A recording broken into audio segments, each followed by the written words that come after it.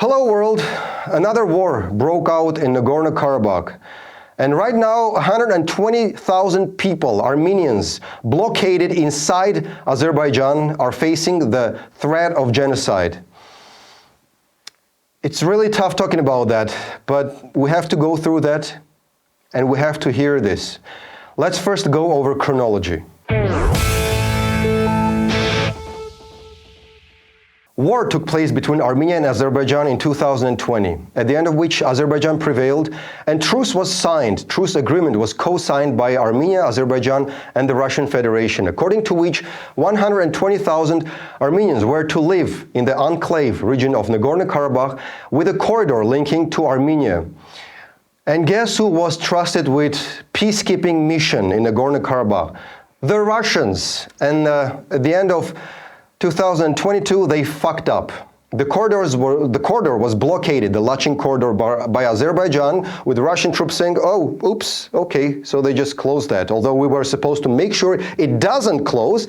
So that closed, and the people of Nagorno-Karabakh have been starved for almost a year with no food, medical, or any other existential supplies. And now this year, on September 19th, Azerbaijan launched a full-scale aggression against the civilians, the civilian infrastructure and the population of Nagorno-Karabakh. And now these people are facing a real threat of genocide, and the world reacts. The European Union condemns the military operation by Azerbaijan against the Armenian population of Nagorno-Karabakh and deplores the casualties and loss of life caused by this escalation. The EU stands ready to take appropriate actions in the event of a further deterioration of the situation. Just standing ready to take appropriate actions, whatever that means, is obviously not enough. What else needs to happen for EU and the US to intervene and at least sanction Azerbaijan, which they can easily do? Just to remind that Azerbaijan is not just a dictatorship, it's a Sacha Baron Cohen level of cartoonish dictatorship where the president's wife has been appointed as vice president, where there is no free media according to all the world international organizations, and where most of public institutions are named after the president's father. But the Europe and the West and the free world is doing its best. France immediately condemned in the most forthright terms this unacceptable offensive which contravenes the principle of the peaceful settlement of disputes enshrined in the UN Charter. The United States is alarmed by the situation in Nagorno-Karabakh due to Azerbaijan's continued military actions. Far too many people have been killed in the course of just 2 days. Thousands have been forced to flee their homes.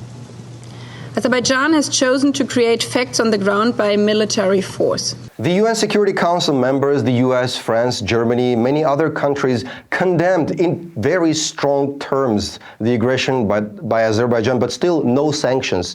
I mean, what else needs to happen for the world to realize that sanctioning is the way forward? Shooting civilian houses, suffering refugees, is that what they need? There it is.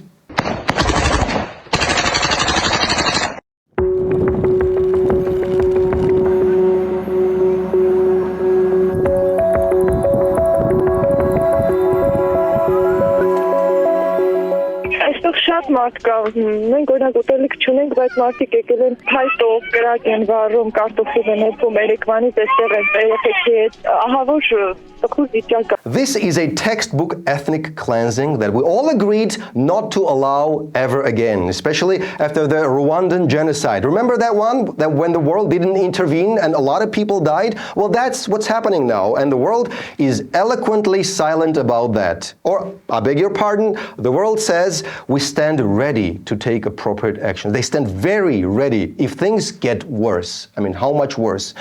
And although truce has been agreed upon, this is what the truce looks like just a few hours after Azerbaijan said it halted its hostilities. This is the center of Stepanakert, the capital of Nagorno-Karabakh, after the truce.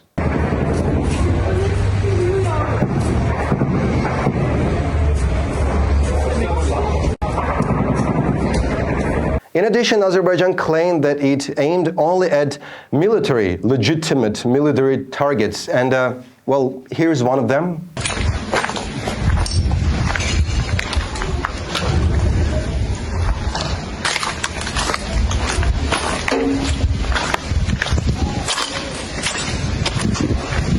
Just to remind that the shaky peace that was before this escalation was based on Russian peacekeepers' pinky promise that they would not allow the very thing that just happened to happen. So they clearly fucked up big time, and now the world needs to react. How? Well, it's pretty obvious. Sanction Azerbaijan. And how does Azerbaijan get the balls for aggression, you might wonder? Well, maybe here's how. Here's Azerbaijani president at the European arenas. And I see, my dear friend, that you became very popular in Europe now. I cannot reach him. You know, I spoke to him dozens of times, but now you cannot reach Ilham Aliyev anymore. He became so popular in Europe. I don't know what he did in the meantime. Genocidal, cartoonish dictator has become very popular in Europe. Why? I wonder why. Well, maybe there is a gassy little reason there.